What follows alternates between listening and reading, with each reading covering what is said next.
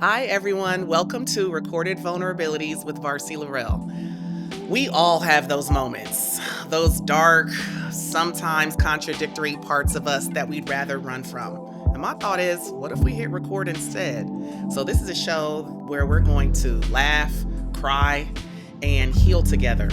We will lead ourselves, but in community.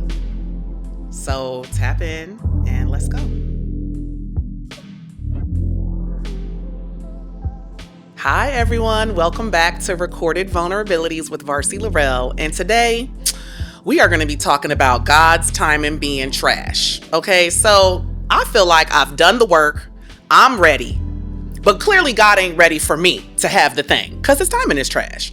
So I'm wrestling with like what I know are divine delays, right? Because I believe that everything happens when it's supposed to happen.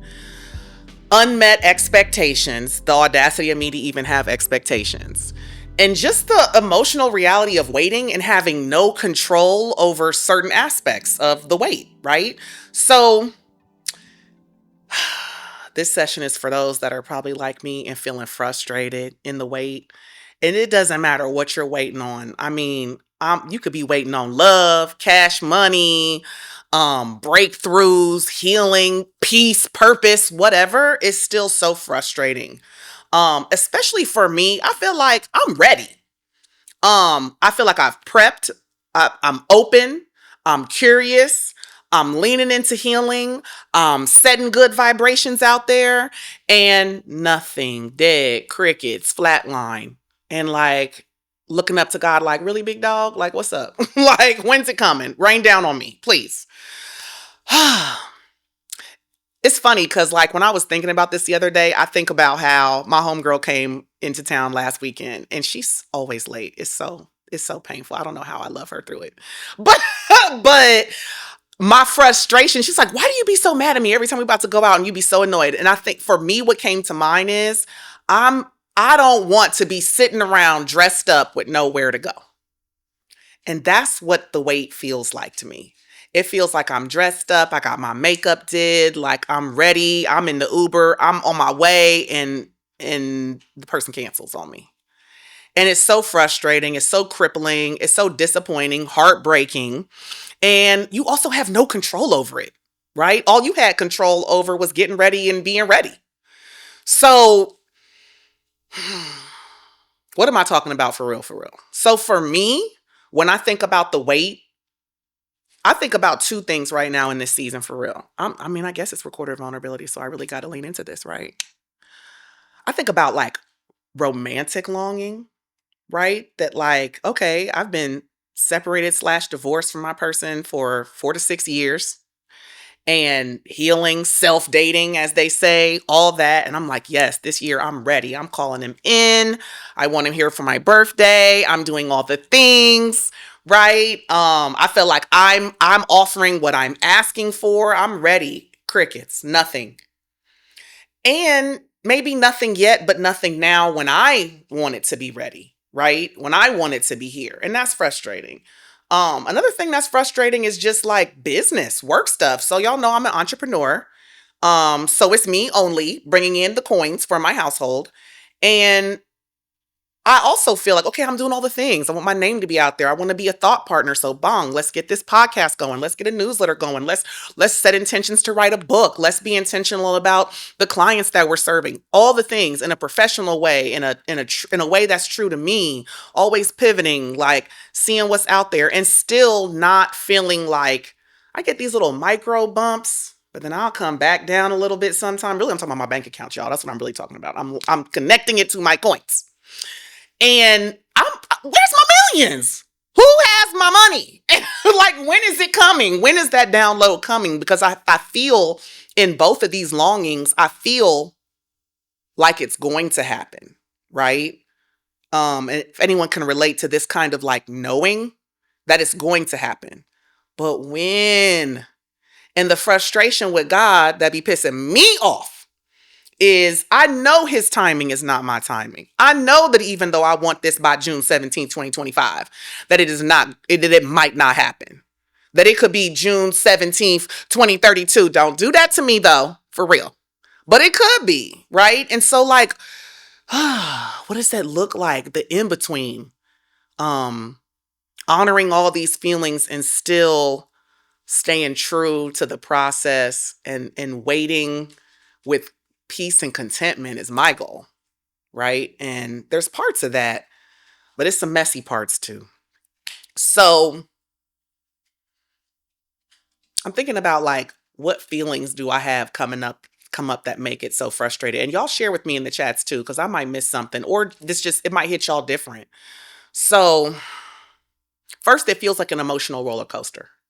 So in one season of it, I can be very hopeful. I can be doing all the things. I could be, talking to all the people and having all the coffee, work meetups. Just no expectation of where it goes. Being open, being curious. Right. Some seasons I can have the energy to be like, you know what? I'm not going to haul off in my house when I'm done working and I don't have the kids. Let me go hit up a bar and sit by myself. And because my man ain't just gonna come knocking on the door because y'all don't want no. I don't want the Amazon delivery guy. Okay.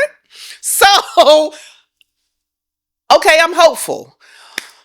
But then I'm also disappointed because when? Right? When it doesn't happen, when I go home after the time at the bar and I'm still going home by myself or no action or no spark or that coffee meetup didn't produce anything. There's that disappointment too. Um the silence, right? Just the silence can be super crippling. So when I'm thinking about the silence, I'm thinking about just in my space, it feels like the nothingness. And I talked a little bit about like loneliness as her, right? And it's a little bit associated with that. It's just white noise. Nothing's there. Or the moments where I'm talking to God and I'm praying about it and I feel him there, but he ain't saying nothing. He ain't giving me nothing. Right? And so the nothing for me, the silence for me is like keep doing whatever you're doing. But it's so frustrating, y'all. I know I keep saying frustrating because I really want y'all to feel how frustrated I am. Um, and then I'm a control freak. I want to control all the things. I want to control the time. I want to control the energy you give. I want to control your responses to when I ask you questions. So releasing that control and just flowing and just staying open, staying present, staying connected to God, staying connected to the purpose and to my authentic self, that can be hard too. Yeah, that can be hard to just release the control of like, you know what? Because it ain't like I can't just go and get any old client or I can't go and just get any old man. But I want what God wants for me, right? And so sometimes that means you don't settle. That means you wait. And I also know that God wants for me more than I want for myself, which is exciting. That is amazingly exciting. But when? But when? Okay. So, this is how it kind of triggers me a little bit this whole season. I feel very like envious, if I'm being honest. And I got to break down these words because I'm thinking of like Brene Brown's book, Atlas of the Heart. And she breaks down like different emotions. And this section really, really resonated with me. Because I think as a society, I have been taught that jealousy and envy are synonyms, right? They mean the same thing. But the way she broke it down, it's like it really doesn't. So jealousy is when you want something someone else has. Like you don't want them to have it, but you want it for yourself, right? And that could be dangerous too. But then envy is, I'm cool with you having it, but I want it too. I want that for me, right? And that's how I feel. I feel envious sometimes, often, actually, more than I'm willing to admit, of couples that I see that are like thriving and working together. I'm like, well, why can't I have that? Like, is she better than me? Like, is she a better person than me? Is she more deserving of a mate than I am? Why didn't I have that story that I wanted? Like, why did my relationships end? Am I worthy of a relationship? Will I ever have a relationship? Not everybody has a relationship. So like, should I just be content being with me, 100% content being with me? And don't get me wrong, y'all, I love single life, okay? My married friends come here for solace to my crib. So I get the perks of being single and I'm loving some of the perks of being single, but I'm also like, I'd rather be partnered. So that envy hits in big time. Um, questioning the worth that comes in. And then losing hope as time goes on, that hope can fade a little bit. So I'm 43 right now and I'm like, oh, okay, like, but when? And then I have to remember, like, shoot, I could live another 43 years. Like, this could be just the half of my life. I still could have the story of being with someone for 20, 30, 40 years. That's still possible. And then I'm always afraid of like unmet hope, like that hope unfulfilled. We're like, well, what if I'm just being foolish and I'm being a dreamer and I'm trying to manifest, I'm doing all these things, but it's just silly. It's just the lies I tell myself to tuck myself in at night, right? Like, what if it's just going to be me out here in these streets? And like, I want to be okay with that too, but I'm not right now. So what does that do? Then I think about from the money aspect, I think about, yeah, I want to be a millionaire so I can give more, so I can have more, so I can leave my kids with more. Me and my daughter were having this intimate conversation, and she gets stressed out a lot. She's definitely an empath, probably some ADHD, and puts a lot of pressure on herself. So I'm tucking her in one night and she was just like crying. And I'm like, what's going on? And she said, I feel like one day I'm like, what if God has it in my future that I'm going to be homeless? And I'm like, what the fuck? Like, shit. And then in that moment, y'all, I'm confidently saying, you're never going to be homeless because I'm working like this so that I can set you up so that you have all of your basic needs being met. Like, period. You might need to worry about like, what's your purpose and how do you make money or what's your creative outlet, but you ain't about to worry about no food or shelter. But then I don't really have it like that right now. Like, I'm making this promise confidently, also relying on God to download that shit. Right? I'm setting myself up, but there's only so much I can do. So there's just so much frustration and angst and yearning for real. With all of this, it's just so messy, and I hope y'all are rocking with me because a little bit I'm like in my head, feeling a lot of things, trying not to cry for real. But I hope this resonates. Um, Sometimes it feels like God's silence is like rejection. Like, okay, maybe it's not for me. Maybe this just isn't my timing. Maybe I'm delusional. Maybe this just ain't going to happen. But then the other part of me, the part that knows him, is like, you know what? He's probably protecting me for some shit. So one thing I remember is when I first broke up with my ex, and that was a hard decision. And the biggest fear one of the fears was like, I don't want to be out here in these streets. Like I lived my 20s dating. I had a freaking ball, but I'm done with that. Like I was about to be 40. I was like, I don't want to do that. So God, run me my man. And that's it. I don't want to date around, nothing. This. God, I think he's listening to me. I think he's holding on to that prayer. And he know I didn't mean what he doing. But I really think he is out here just going to download my person. And that's going to take time. Because I sure ain't been dating out here. So I feel like, okay, even though it feels like rejection, knowing him the way I know him is probably protection. And I probably should be leaning more into that. Right? But again, all the feelings are still going to come up. And like being okay with that. So in this wait, what I really have, I've learned a lot, but just to sum it up, I've learned that the patience of it has also been preparing me. That I felt like I was ready before, and then something happened and I realized, okay, maybe I wasn't that ready. Okay. All right. It helps me prepare. It actually helps me be comfortable and have more fun in this season because I hope I never get this season back. Like when I meet somebody, I hope I'm never single again. So let me live up this moment right now. Right? So it helps me do that. It helps me realign with what truly matters. I get this opportunity to pour into my business and build my empire and pour into my kids, and it just be us three. That's what I call us three, until whenever. It honestly helps me help my married friends when they're going through things. right? To give them that single perspective or that previously married perspective, that they've come back to me and say, "Oh my God, Varsity, all my other friends were saying this and you said that." And it was so freeing. And it was just it was the thing that like helped me stick through. And like, now we're in a better place. I'm like, okay, thank you, God, for using me. Right. So I see the purpose. I see the value and win and win. Um, so in the wait, what does it look like? Right.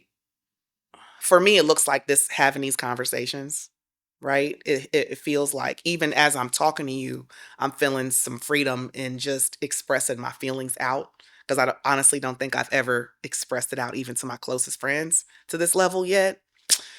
And there's freedom in that. Um, I also pour into me, right? That like I was telling somebody the other day, I'm like, okay, so I wake up at 4 a.m. And how do you know someone wakes up at 4 a.m.? They're gonna tell you. So I wake up at 4 a.m. And I meditate, I pray, I might walk sometimes, I might hit up the gym, but I pour into me for like the first 2 hours of the day if I have the kids. If I don't have the kids, it might be the first 3-4 hours of the day. And I love that time for myself, right? So it helps me pour into me, love on me, space to have my thoughts and reflect and all that. That's necessary. I feel like that's necessary in the wait, is to be intentional about what are you doing in the wait, right? So those consistent practices, whatever that looks like for you, having picnics, journaling, hanging with your friends, smoking a J on the porch, whatever that looks like, right? It also looks like being intentional and noticing your feelings. What am I feeling right now? Like when I'm feeling lonely, when I'm feeling disappointed, when I'm feeling hopeless and frustrated, I have to give that shit space. Like I have to own those feelings and cry in the bed or call a friend or whatever it looks like. I gotta feel it because what you don't feel, you can't heal. Um, and I really gotta learn to trust the wait because I always like to go back and look at data. Like I love historical data because it gives me, it kind of helps me know what the future will look like. And so for me, I have to look at the times where I was waiting for something before and it came through. And I have this joke that I'll say, like, I get what I want. Because I really do get what I want. I can look back at the data and be like, dang, I wanted that. This house, I wanted that. The vibes that it gives, I wanted that. This show, I wanted that. I get what I want. And honoring that. Um, Having fun. Okay, so one of my values is fun. I like to laugh. I like to tell a little kiki joke. I like to be silly. That's important. To have fun, to release, to know what brings you joy and lean into those moments. We all deserve joy. Um, every day we deserve joy. So sometimes I'll be intentional and set an intention for the day. Like I want to laugh until I cry today. Right. And I swear I get what I want. So anytime I set an intention, because the brain is now looking for that thing, right? It's looking to close that. So you will find those moments for yourself. Test it out. If y'all don't believe me, test it out. I'm gonna tell you, it's magic. Um, and again, just giving space for all the things. So y'all know I have some questions for y'all because this has been a lot. And some of these questions I've asked myself, and some of these questions I have not. So I'm going to do this journey with y'all too. I have some reflective questions for y'all. Y'all can think about it, pull out a journal. Don't pull out a journal if you're driving, y'all, okay? Clearly. But journaling, whether it's in a notebook or a voice journal, just pulling out that voice memo on your phone. Oh my God, it's so therapeutic. Um, what are you waiting on right now? Like be for real. What are you waiting on? Um, I'm waiting on love, my life partner. I'm waiting on my coins. Run me my money. I'm ready to be a millionaire and I'm gonna be a good steward with it. And I'm waiting on like a deep, deep friend connection. But I lost a couple. We'll talk about that later. But I want a deep, deep friend connection. Um, so what are you waiting on? And why does it pain your soul to wait? Like, what is the frustrating parts of the wait? Like, be for real with yourself. There's no right or wrong answers. I think that's one thing I want to point out. Whatever you feel, you feel. Own that shit. If you're frustrated, listen, my mom think it's blasphemous. She don't even like when I say it. But me and God, we be going at it. Sometimes I curse in my prayers like he knows me. You know, like, so feel whatever you're feeling. What's the pain point for you? For me, this is not the story I had for myself at 43. I had a whole picture. This ain't what it looked like. Now it feels real good and I love that I'm here, but that's frustrating. I still need to release the image in my head of what I thought it was supposed to be. And what is it teaching you? Like, what is the weight teaching you in this moment? Um, who are you becoming in the weight? Because we're always becoming something. So who are you becoming in the weight? What is the weight like forming? How is it forming you? I've become more confident in the weight. I've become like, oh, you that girl, you one of one. When he come, baby, he gonna be there. Okay, because he's getting a whole queen, a whole vibe, right? I've learned that, girl, you be fucking up. You part of the problem too, child. Like for real. You might want to shut up sometimes and not say everything on your mind, or you're gonna run your king away. Okay, all that. And then the last thing, I want you to write a no filter letter to God. If God isn't your thing, the universe, your highest self, whatever you call it, I want you to write a no filter, no holds bar letter, audio message, all the things you feel, everything. I mean, this could be that. Just dump it all out. Okay. So run it back. The questions are going to be in the show notes. Really set some time and intention. That's what this work is about. And I hope y'all felt something there, because I felt a lot. So I hope that resonated. So, this has been another amazing session with you. Tune in again, because the next one is going to be a treat as well. And everywhere you get your podcast, subscribe, follow, tell a friend to tell a friend. Okay, this is going places. Peace, y'all. Stay vulnerable.